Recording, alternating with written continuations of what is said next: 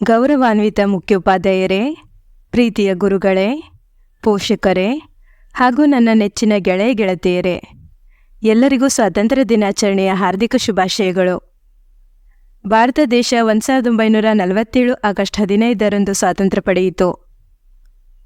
ಪ್ರತಿ ವರ್ಷ ಭಾರತಾದ್ಯಂತ ಈ ದಿನವನ್ನು ಸ್ವಾತಂತ್ರ್ಯ ದಿನಾಚರಣೆಯನ್ನಾಗಿ ಆಚರಿಸುತ್ತೇವೆ. ನಮ್ಮ ದೇಶಕ್ಕೆ ಸ್ವಾತಂತ್ರ್ಯ ಬರುವ ಮುನ್ನ ಅದನ್ನು ಬ್ರಿಟಿಷರು ಆಳುತ್ತಿದ್ದರು. ದತ್ತು ಮಕ್ಕಳಿಗೆ ಹಕ್ಕಿಲ್ಲ ಎಂದು ಅನೇಕ ರಾಜ್ಯಗಳನ್ನು ಕಬಳಿಸಿದರು. ಭೂ ಸುಧಾರಣೆಯ ನಿಯಮವನ್ನು ಜಾರಿಗೆ ತಂದು ಅನೇಕ ರೈತರ ಜಮೀನುಗಳನ್ನು ಕಸಿದುಕೊಂಡರು. ಕಂದಾಯದ ನೆಪದಲ್ಲಿ ರೈತರನ್ನು ಪೀಡಿಸುತ್ತಿದ್ದರು. ರೈತರು ಬೆಳೆಯುತ್ತಿದ್ದ ಹತ್ತಿ, ಕಬ್ಬು, ಎಣ್ಣೆ ಬೀಜಗಳು ಇನ್ನೂ ಅನೇಕ ವಸ್ತುಗಳನ್ನು ಇಂಗ್ಲೆಂಡಿಗೆ ರವಾನಿಸಿ ಅಲ್ಲಿ ಸಿದ್ಧ ವಸ್ತುಗಳನ್ನಾಗಿ ಮಾಡಿ ಭಾರತದಲ್ಲಿ ಮಾರುತ್ತಿದ್ದರು. ಇದರಿಂದಾಗಿ ಅನೇಕ ಜನರು ಕೆಲಸ ಕಳೆದುಕೊಂಡರು.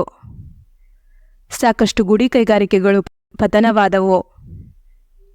ಬ್ರಿಟಿಷರು ನಮ್ಮ ದೇಶದ ಜನರನ್ನು ಆಳಾಗಿ ದುಡಿಸಿಕೊಳ್ಳುತ್ತಿದ್ದರು. ನಮ್ಮ ದೇಶದ ಅತ್ಯಮೂಲ್ಯ ಸಂಪತ್ತುಗಳನ್ನು ದೋಚುತ್ತಿದ್ದರು.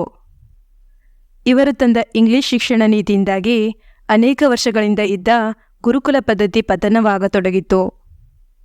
ಅಷ್ಟೇ ಅಲ್ಲದೆ ಭಾರತೀಯ ಸೈನಿಕರ ಪರಿಸ್ಥಿತಿ ತುಂಬ ಕಷ್ಟಕರವಾಗಿತ್ತು. ಹಂದಿ ಮತ್ತು ದನದ ಕೊಬ್ಬನ್ನು ಸವರಿದ ತುಪಾಕಿಗಳನ್ನು ಉಪಯೋಗಿಸುವಂತೆ ಸೈನಿಕರನ್ನು ಪೀಡಿಸುತ್ತಿದ್ದರು. ಇದರೆಲ್ಲದರ ಪರಿಣಾಮವಾಗಿ ಭಾರತದಲ್ಲಿ ಸ್ವಾತಂತ್ರ್ಯ ಹೋರಾಟಗಾರರ ಉದಯವಾಯಿತು. ಅವರೆಲ್ಲರ ತ್ಯಾಗ ಬಲಿದಾನದಿಂದಾಗಿ ನಮ್ಮ ದೇಶಕ್ಕೆ ಸ್ವಾತಂತ್ರ್ಯ ದೊರಕಿತು. ಇಂತಹ ಸ್ವಾತಂತ್ರ್ಯ ಯೋಧರಿಗೆ ನನ್ನ ಕೋಟಿ ಕೋಟಿ ನಮನವನ್ನು ಸಲ್ಲಿಸುತ್ತಾ ನನ್ನ ಮಾತಿಗೆ ಪೂರ್ಣ ವಿರಾಮವನ್ನು ಹೇಳುತ್ತೇನೆ. ಜೈ ಹಿಂದ್, ಜೈ ಕರ್ನಾಟಕ ಮಾತೆ.